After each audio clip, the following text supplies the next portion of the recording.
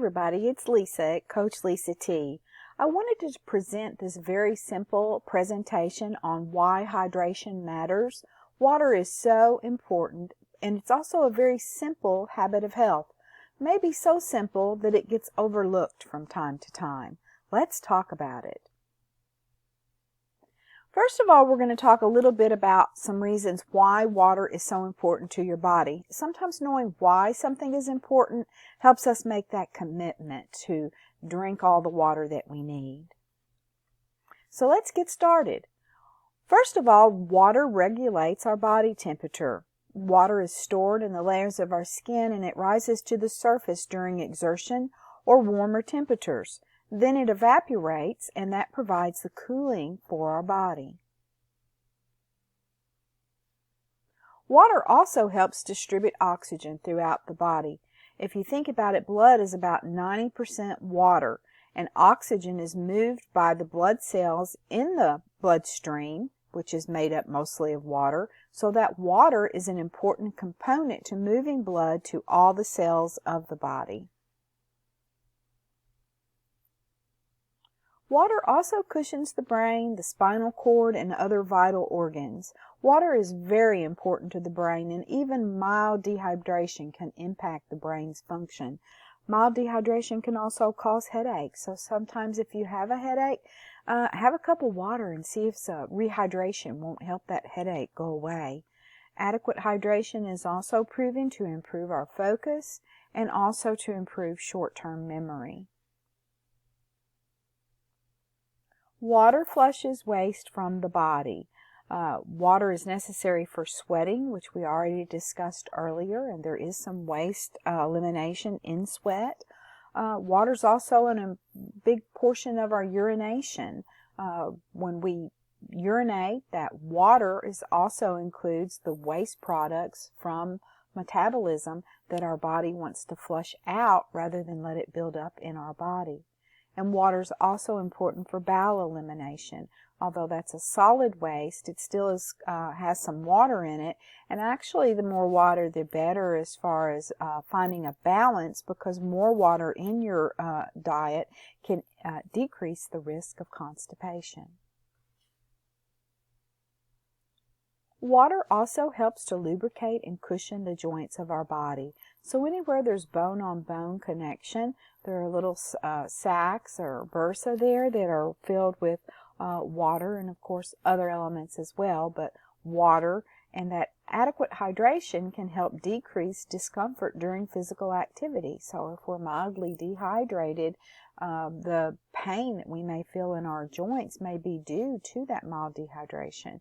So drinking plenty of water allows us to enjoy movement, and that's important to our physical activities.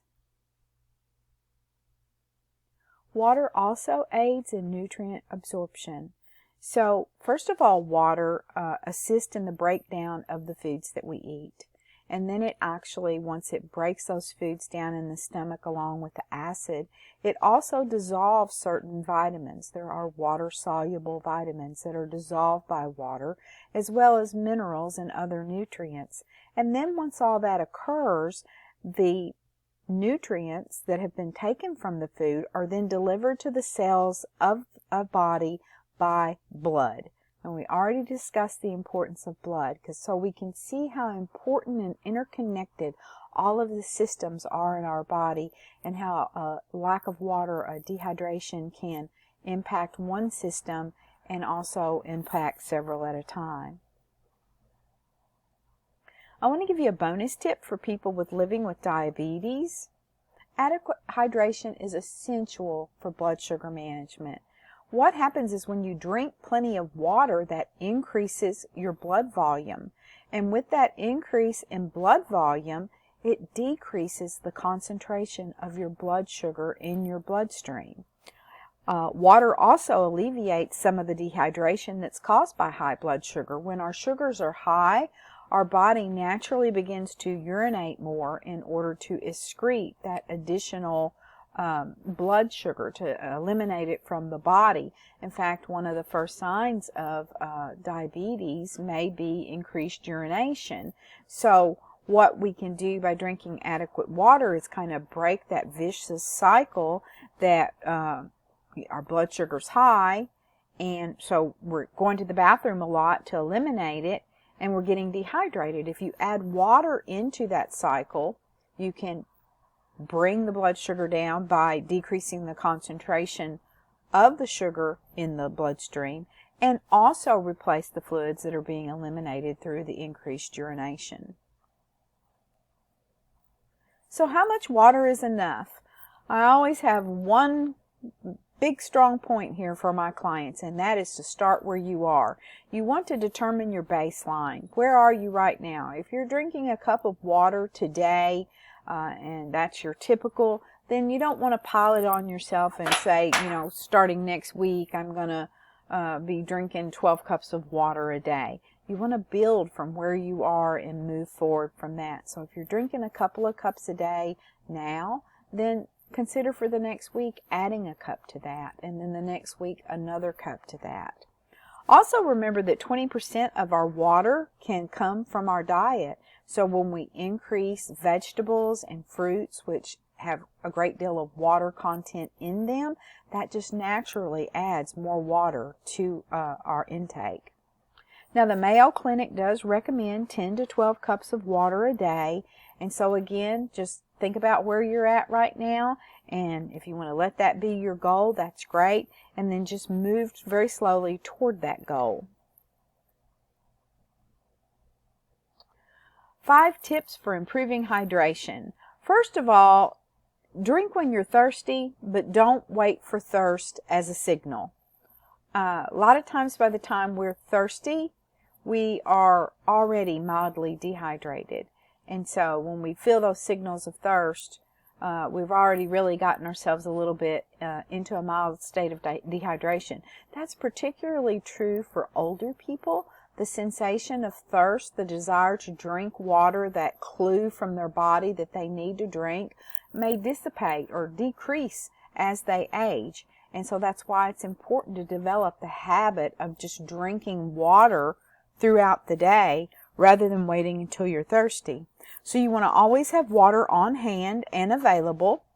One thing I want to emphasize is to be sure and check with your healthcare provider if you have some specific medical diagnosis that may require fluid restrictions. People with kidney disease, liver disease, congestive heart failure, they don't process fluids, and so they end up in a fluid overload at times, and they may have very restricted amounts of fluids that they can intake. But most people who don't have such type of conditions are always encouraged, almost always, to drink more water. One of my tips is hourly alarms. Again, you don't want to start perhaps with hourly alarms to drink a cup of water every hour, but every 3 or 4 hours set an alarm and then build upon that.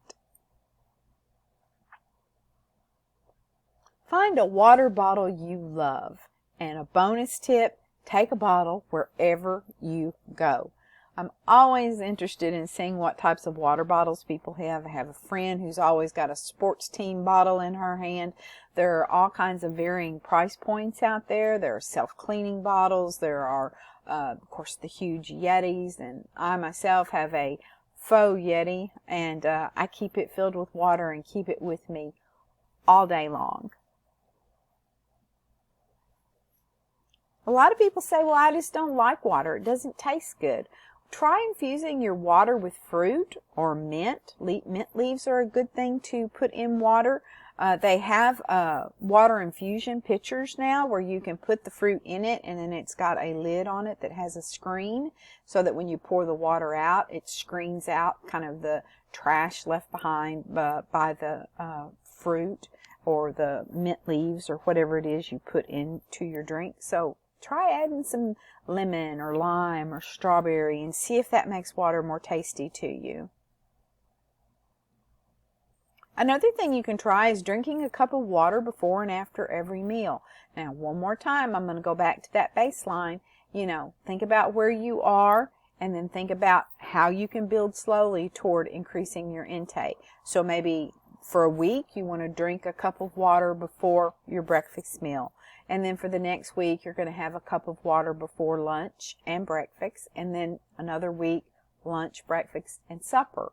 And then you can turn around and add that cup of water after. If you do this, you've already added at the end of your buildup about 6 cups of water to your day. And again, always keep a backup ready. Keep cold water in your refrigerator, water bottles, water pitchers, mason jars, whatever you can find to have water on hand. So when you open the refrigerator to get that drink of water, it's right there handy waiting for you. I always encourage my clients to keep it simple and try a few things at a time. If you add too much at once, it's hard to tell what's working and what is not working. But above all, be kind to yourself while you learn. Anytime you're trying to change behavior, you need to stay self-compassionate and not judgmental, because you're going to lay out a plan, and some days that plan just isn't going to happen. Life happens, and it doesn't mean that we failed. It doesn't mean that this is never going to work for us. It just means that that's life. So keep it simple, try a few things at a time, and always, always, always be kind to yourself while you learn. Thank you so much for listening to this quick video. Again, drinking water is such an important habit of health and a simple one. So find some ways that work for you and add as much water as you need to keep yourself adequately hydrated and your body in the healthiest version that you can be. Talk to you later. Bye-bye.